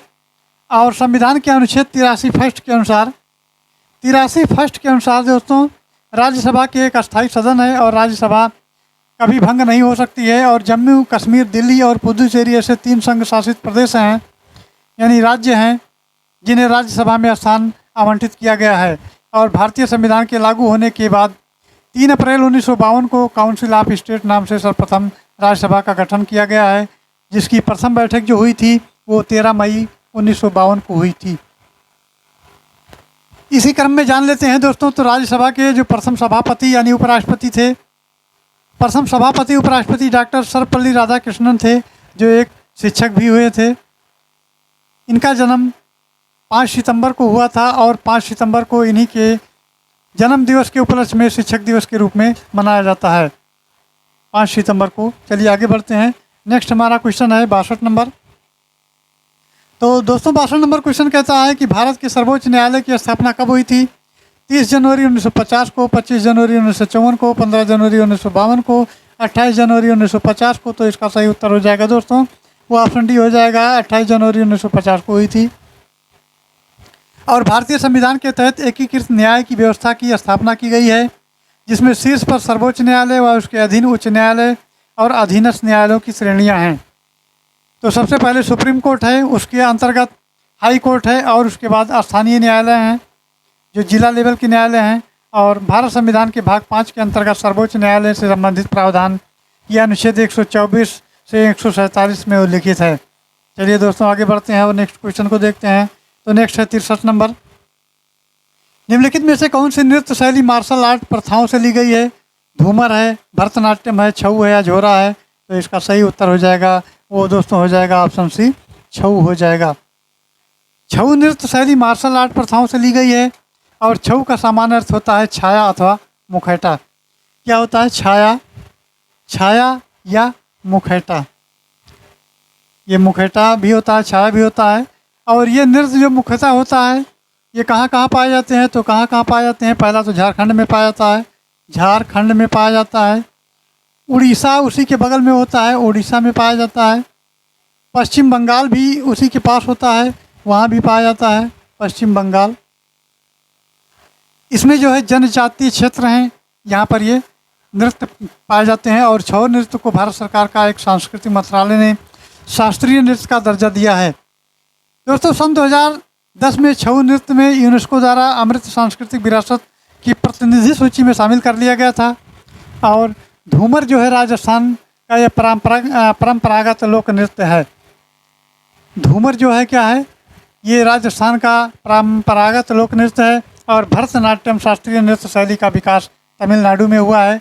चलिए आगे बढ़ते हैं। तो चलिए आगे जब बढ़ते हैं तो नेक्स्ट क्वेश्चन देखते हैं 64 नंबर। 64 नंबर कहता है ब्रेटन वुड्स समझौते में निम्नलिखित में से किस संस्थान का निर्माण किया गया है? अंतर्राष्ट्रीय श्रमिक संगठन, संयुक्त राष्ट्र, अंतर्राष्ट्रीय मुद्रा कोष या संयुक्त राष्ट्र शैक्षिक, वैज्ञानिक और सांस्कृतिक संगठन? तो मित्रों इसका सही जवाब हो जाएगा, वो ऑप्शन सी हो जाएगा, अंतर्राष्ट्रीय मुद्रा कोष। इसी क्रम में दोस्तों ब्रेटन वुड्स समझौते में अंतर्राष्ट्रीय मुद्रा कोष का निर्माण किया गया और राष्ट्र संघ द्वारा ब्रेटन वुड्स सम्मेलन भी की गई। ये सम्मेलन न्यू हैम्पशायर शहर में किया गया। और अंतर्राष्ट्रीय मुद्रा कोष यानी जिसका शॉर्ट नेम होता है IMF, इंटरनेशनल मनी फंड जिसका नाम होता है, की औपचारिक स्थापना 27 दिसंबर 1945 को वाशिंगटन DC शहर में हुई है। और चलिए फिर आगे बढ़ते हैं तो नेक्स्ट क्वेश्चन देखते हैं 65 नंबर। दोस्तों 65 नंबर की बात की जाए तो निम्नलिखित में से किस राष्ट्र के संविधान से प्रेरित होकर भारत ने अपने संविधान में निर्देशक सिद्धांतों की विशेषता जोड़ी है? रूस है, आयरलैंड है, जर्मनी है, संयुक्त राष्ट्र अमेरिका है? तो इसका सही जवाब हो जाएगा आयरलैंड। आयरलैंड इसका उत्तर हो जाएगा। दोस्तों मौलिक कर्तव्य को रूस के संविधान से जोड़ा गया है और आपातकालीन प्रावधान जर्मनी के संविधान में अपनाया गया है। और सर्वोच्च न्यायालय मौलिक अधिकार, उपराष्ट्रपति का पद और राष्ट्रपति पर महाभियोग की प्रक्रिया को USA के संविधान से लिया गया है। चलिए आगे बढ़ते हैं, नेक्स्ट क्वेश्चन देखते हैं। तो नेक्स्ट क्वेश्चन की बात की जाए दोस्तों तो वो 66 नंबर। भारत बांग्लादेश भूमि सीमा समझौते के संशोधित संस्करण के दोनों देशों द्वारा भारतीय संविधान के किस संशोधन के तहत अंगीकृत किया गया है? तो ऑप्शन देख लेते हैं। 99वां संवैधानिक संशोधन अधिनियम 2014, 100वां संवैधानिक संशोधन अधिनियम 2015, 98वां संवैधानिक संशोधन अधिनियम 2012 या 101वां संविधान संशोधन अधिनियम 2016। तो मित्रों, इसका जो संविधान संशोधन हो जाएगा वो ऑप्शन बी हो जाएगा। जो 100वां संवैधानिक संशोधन हुआ था वो 2015 अधिनियम के तहत हुआ था। तो इसका बी ऑप्शन सही जवाब हो जाएगा। क्या हो जाएगा? बी ऑप्शन सही उत्तर हो जाएगा। चलिए आगे बढ़ते हैं। नेक्स्ट देखते हैं 67 नंबर। दोस्तों 67 नंबर की बात की जाए तो इंडिया डिवाइडेड पुस्तक के लेखक कौन है? मुल्क राज आनंद, राजेंद्र प्रसाद चौधरी, खलीकुज्जाम जो खलीकुज्मान है और खुशवंत सिंह है। तो इसका सही उत्तर हो जाएगा दोस्तों, वो ऑप्शन बी हो जाएगा, राजेंद्र प्रसाद। इंडिया डिवाइड पुस्तक के लेखक राजेंद्र प्रसाद हैं। ये विशेष ध्यान रखना है। मुल्क राज आनंद द्वारा लिखी गई एक पुस्तक है जो उपन्यास Coolie, two leaves and a bud ये विलेज आदि हैं। और खुशवंत सिंह द्वारा लिखी गई पुस्तक जो उपन्यास संस्करण है वो Delhi train to Pakistan the company of woman है। चलिए फिर आगे बढ़ते हैं और इसी क्रम में देख लेते हैं। तो कुछ पुस्तकें दी गई हैं और उन पुस्तकों के जो लेखक दिए गए हैं। तो पुस्तकें दी गई हैं पहले, उसके बाद पुस्तक के लेखक दिए गए हैं। तो पहला पुस्तक हमारा है आनंद मठ। आनंद मठ जो है ये बंकिम चंद्र चटर्जी के द्वारा लिखा गया है। और discovery of India Jawaharlal Nehru के द्वारा लिखा गया है। My experiment with truth Mahatma Gandhi के द्वारा लिखा गया है। Indian philosophy doctor S Radhakrishnan के द्वारा लिखा गया है। पोस्ट ऑफिस रविंद्रनाथ टैगोर के द्वारा लिखा गया है। India wins freedom Abul Kalam Azad के द्वारा लिखा गया है। और प्रियजन डायरी जयप्रकाश नारायण के द्वारा लिखा गया है। तो ये कुछ पुस्तक थे, उनके लेखक थे जो बहुत ही इंपॉर्टेंट है परीक्षा की दृष्टि से। चलिए आगे बढ़ते हैं और नेक्स्ट क्वेश्चन देखते हैं। तो नेक्स्ट क्वेश्चन हमारा दोस्तों दिया गया है वो है 68 नंबर। भारत के उच्चतम न्यायालय की प्रथम महिला न्यायाधीश कौन थी? सुजाता बी मनोहर, इंदिरा बनर्जी, आर भानुमति या एम फातिमा बीबी। तो इसका सही उत्तर दोस्तों हो जाएगा, वो ऑप्शन डी हो जाएगा, एम फातिमा बीबी। सुप्रीम कोर्ट के जज बनने वाली जो पहली महिला वकील थी वो इंदु मल्होत्रा थी। और उच्च न्यायालय हिमाचल प्रदेश की मुख्य न्यायाधीश बनने वाली जो पहली महिला थी वो लीला सेठ थी। और ऑक्सफोर्ड जाकर कानून की पढ़ाई करने वाली जो प्रथम महिला बैरिस्टर थी वो दोस्तों वो थी कार्नेलिया सोराबाजी। और देश की पहली महिला सत्र न्यायाधीश सुप्रीम कोर्ट की जो पहली महिला हैं वो अन्ना चांडी हैं। और भारत का प्रथम महिला मुख्य न्यायाधीश हो सकती हैं वो 2027 में होंगी, जिनका नाम होगा बीबी नागरत्ना। ये बहुत ही इम्पोर्टेंट क्वेश्चन है। भारत की जो प्रथम महिला मुख्य न्यायाधीश होंगी वो 2027 में होंगी और बीबी नागरत्ना इनका नाम है। चलिए दोस्तों आगे बढ़ते हैं इसी क्रम में। तो हमारा अगला जो क्वेश्चन आता है वो आता है 69। तो 69 की तरफ चलते हैं। तो 69 दिया गया है मधुबनी कला किस भारतीय राज्य से संबंधित है? तो मधुबनी कला की बात अगर करते हैं दोस्तों तो महाराष्ट्र है, पंजाब है, बिहार है और बंगाल है। तो ये हो जाएगा बिहार से। बिहार में मधुबनी पड़ता है और मधुबनी कला जो है बिहार राज्य से संबंधित है। मधुबनी चित्रकला शैली पौराणिक कथाओं पर आधारित है। और मधुबनी चित्रकला शैली घरों और आंगन में क्रमशः दीवारों भूमि पर किया जाता है, लेकिन इसमें अन्य जो पेपर हैं और कैनवास पर भी चित्रित होने लगे हैं। और दोस्तों 1960 के दशक में मधुबनी चित्रकला की ख्याति ये राष्ट्रीय और अंतर्राष्ट्रीय स्तर पर बढ़ने लगे हैं। और मधुबनी पेंटिंग का जो महत्वपूर्ण कलाकार है वो जगदम्बा देवी, सीता देवी, शशिकला देवी, महासुंदरी देवी, गंगा देवी, यमुना देवी, शांति देवी, शशिकला देवी, गोदावरी दत्ता, विंदेश्वरी देवी, चंद्रकला देवी, शिवान पासवान, मनीषा झा आदि हैं। और मधुबनी जिले के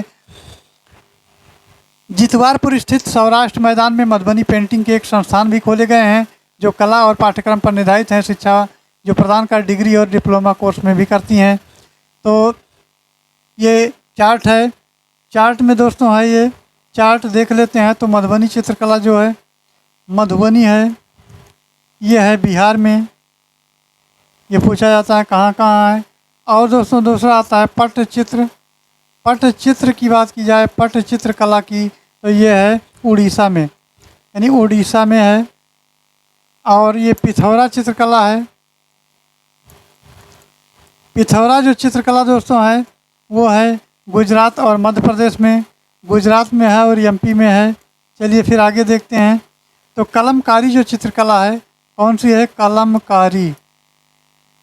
कलमकारी चित्रकला दोस्तों है तो एपी में है, यानी आंध्र प्रदेश में है। और काली घाट जो चित्रकला है, काली घाट चित्रकला, ये दोस्तों पश्चिम बंगाल में है। कहाँ पे है? पश्चिम बंगाल में है। और एक आता है वर्ली कला। वर्ली चित्रकला जो है वो महाराष्ट्र में है, महाराष्ट्र में है। चलिए आगे बढ़ते हैं, 70 नंबर क्वेश्चन देखते हैं। तो नेक्स्ट क्वेश्चन है 70 नंबर दोस्तों, ये दिया गया है प्रतिवर्ष विश्व उपभोक्ता दिवस, यानी प्रतिवर्ष विश्व उपभोक्ता अधिकार दिवस कब मनाया जाता है? 1 अप्रैल, 23 अक्टूबर, 15 मार्च या 5 दिसंबर को मनाया जाता है। तो मित्रों इसका सही जवाब हो जाएगा वो ऑप्शन सी हो जाएगा, 15 मार्च। राष्ट्रीय उपभोक्ता दिवस 24 दिसंबर को मनाया जाता है और 23 अक्टूबर को राष्ट्रीय तिल दिवस मनाया जाता है और 5 दिसंबर को मृदा दिवस मनाया जाता है। और दोस्तों प्रतिवर्ष उपभोक्ता अधिकार दिवस मनाया जाता है वो 15 मार्च को मनाया जाता है। चलिए फिर आगे बढ़ते हैं। तो गद्यांश के आधार पर प्रश्न दिए गए हैं, उन गद्यांश को पहले पढ़ लेते हैं, उसके बाद में गद्यांश के आधार पर प्रश्नों को हल भी करते हैं। चलिए गद्यांश पढ़ा जाए। तो सबसे पहले तो इसको एडजस्ट कर लेते हैं।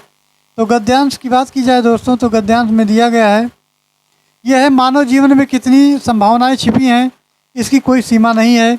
पशु से लेकर देवत्व तक की सारी सीढ़ियां मानवीय चाल में से होकर गुजरती हैं और शर्त एक ही है, उसके लिए चुनौती चाहिए। बिना चुनौती के वे सारी संभावनाएं सोई रहती हैं। संसार में जितने भी पैगंबर या अवतार हुए हैं वह सब अपने अपने समय की चुनौतियों के उत्तर हैं। हर एक युग में अपनी चुनौतियां होती हैं। जन सामान्य जन चुनौतियों पर न तो पहचान पाता है और न ही उसका सामना होता है दोस्तों। तो सामना करने का सामर्थ्य जुटा पाता है वो व्यक्ति, और जो तेजस्वी पुरुष उन चुनौतियों को पहचान कर उनका उत्तर देने के लिए मैदान में कूद पड़ता है, लोग उसे महापुरुष कहकर स्वयं उसका अनुगमन करने को तैयार हो जाते हैं। चलिए, संसार में ज्ञान विज्ञान की जितनी भी उन्नति हुई है और सबके मूल में भी वही चुनौतियों वाली बात आती है। मनुष्य के मन में कुछ प्रश्न पैदा होते हैं, उन प्रश्नों का उत्तर देने के लिए वो अपनी बुद्धि का प्रयोग करता है। फिर कुछ नए प्रश्न पैदा होते हैं, फिर उनका उत्तर देने का प्रयत्न करता है, और योग ज्ञान विज्ञान की दृष्टि से मानव को में वृद्धि होती चली जाती है। चलिए अब 71 नंबर क्वेश्चन की बात कर लेते हैं। तो इसी गद्यांश के आधार पर दोस्तों 71 नंबर हमारा है, मानव जीवन में चुनौतियों का क्या महत्व है? क्या संभावनाएं वास्तविकता में परिणत हो जाती हैं? ज्ञान विज्ञान की उन्नति होती है, प्रश्नों के उत्तर मिलते हैं, महापुरुष पैदा होते हैं। तो इसका सही जवाब हो जाएगा वो ऑप्शन डी हो जाएगा।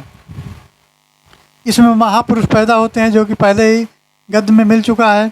और चलिए फिर आगे देखते हैं। तो 72 नंबर देख लेते हैं दोस्तों। जो प्रैक्टिस सेट होता है काफ़ी बड़ा हो जाता है, वीडियो काफ़ी लंबा हो जाता है, तो कुछ शॉर्टकट भी इसमें जल्दी जल्दी कर लेते हैं। तो मैथ को सॉल्व करवाएंगे, उसके बाद इसको आगे बढ़ाते रहते हैं।